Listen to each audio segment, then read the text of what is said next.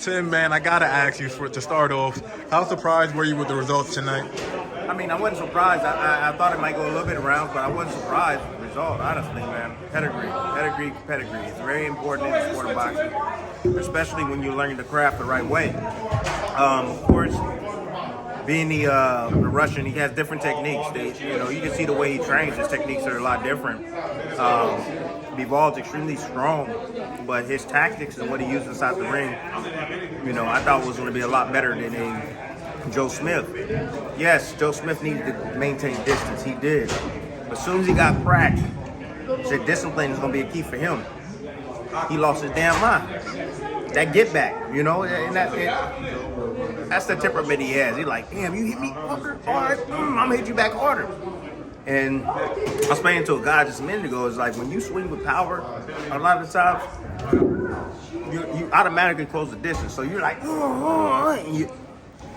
mid-range is where you don't want to be with Beterbiev. You gotta maintain distance outside. You either gotta be all the way in where you're bodying them up, you're tying them up, you're stopping them, and you're hindering from working in the inside, or you want to be all the way out. But were you expecting Joe Smith to put up a better fight?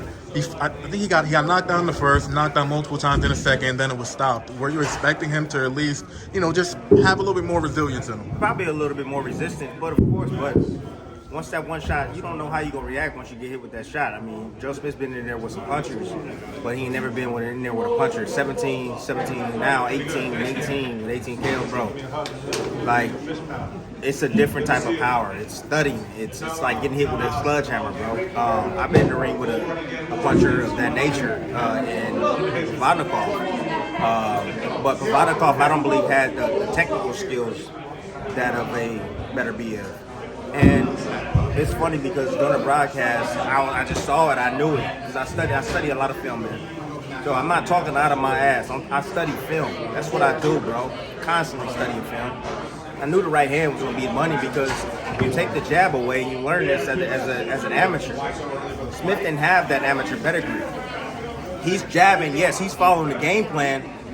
But as soon as he closes the distance on him and, a little bit of movement, Smith, and then Beterbiev goes this way, over the top. I knew the right hand was going to take the jab away immediately. And as soon as he landed that right hand, the whole fight changed. Because the game plan of Joe Smith went out the window. He wanted some get back. You used an interesting parallel between yourself and Vodnikov. Now, would you say someone like Bivol, who has the boxing skill, would that offset the power punching of a Beterbiev? Of course. Bivol is a very tough matchup. It'll be, I think, I haven't looked at film, but I can just tell you this.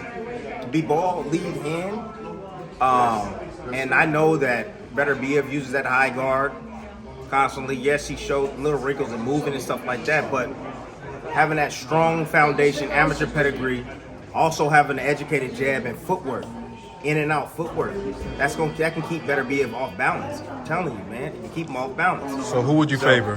Who would I favor? Right off the gate, I would honestly favor the boxer. I'm the boxer. I look at history, man. I said before this fight, man, like if you really look at history, man, and you really study film, and you look at two power punchers, pressure fighters, when they face each other, the one that's more technical is going to win the match. 1, 2, it's not going to go past 6 rounds. It's not going to go past 6 rounds at all. 2 power punchers. So I looked at George Foreman when he fought against Ron Lyle.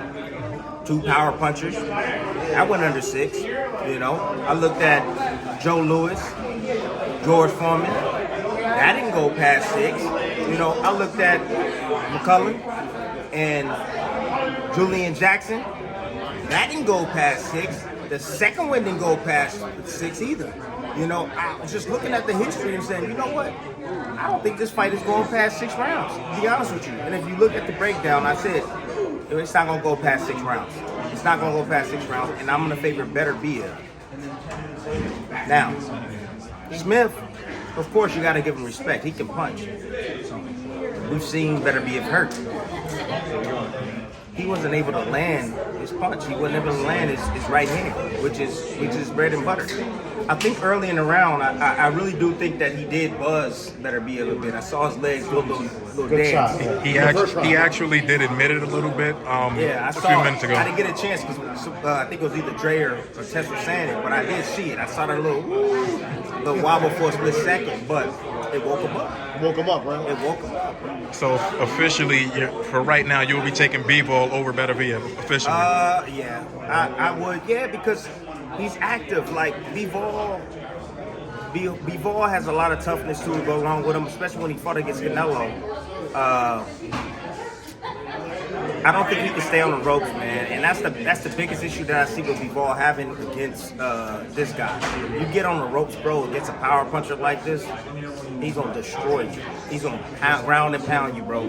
Like, so that's the only issue that I see. If he keeps the fight in the center of the ring, use his legs, and frustrate Beterbiev and catch him as he's coming in and control him outside and isolate him and make him pull up that high guard so he can take advantage of it, similar to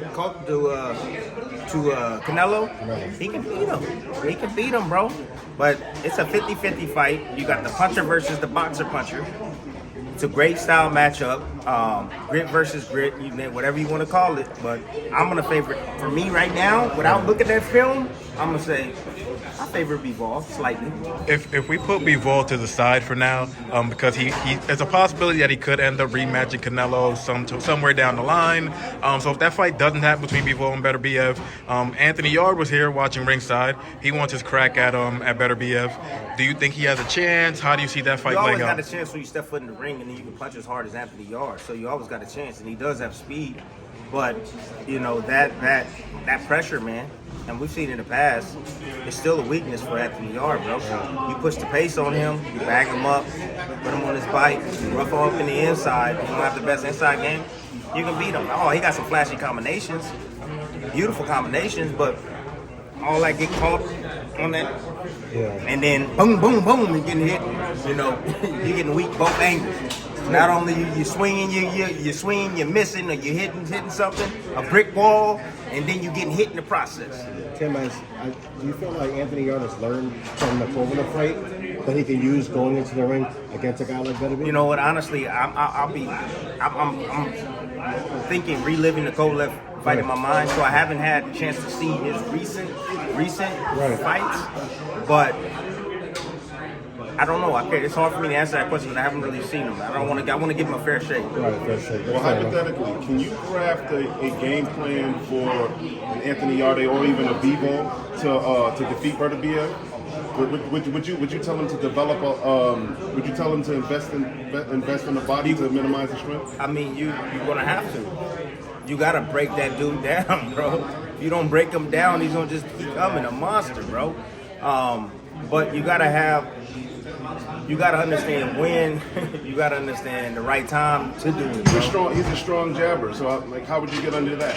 Well, he's a strong jabber, but sometimes he does leave his feet when he jabs. He throws like a gazelle jab. He'll leave his feet and he'll lunge forward.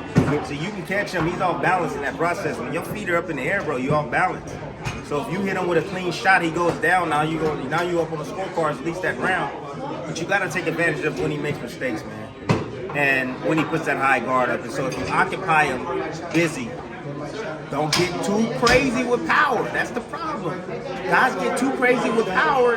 When you throw with power, if you automatically close the distance. It's an automatic, bro. You know? And when you get mid-range with that guy, bro, or inside, he chops you up, bro. You know? And you gotta be defensive afterwards. When you throw power, you move, I'm gonna tie you up.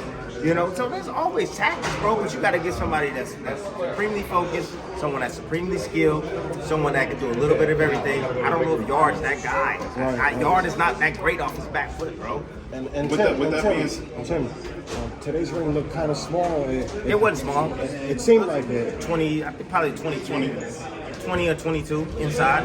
It ain't small. Do you feel like in this fight, Beterbiev, was he really tested? Would you say? I know. It seemed like a dominant win. He was tested in the gym. He was tested mentally. I mean, he had a guy in there that could punch.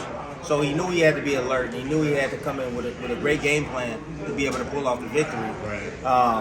you know, and he did that. It looked easy too. It looked easy too. It was easy work. It was easy work for him.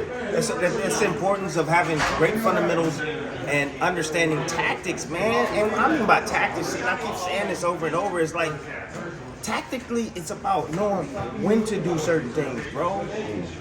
Fighters, we fell at doing that, bro. A lot of fighters fell at doing that, knowing what to do at the right time. You know, the greatest fighters in the world, like Floyd and you know, Andre Ward and Roy, and all them guys, they know what to do at the right time.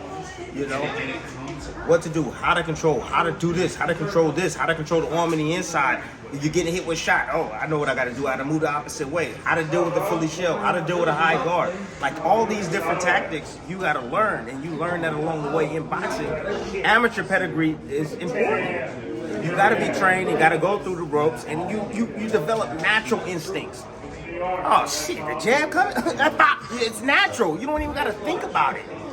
You know, you don't have to think about it at all.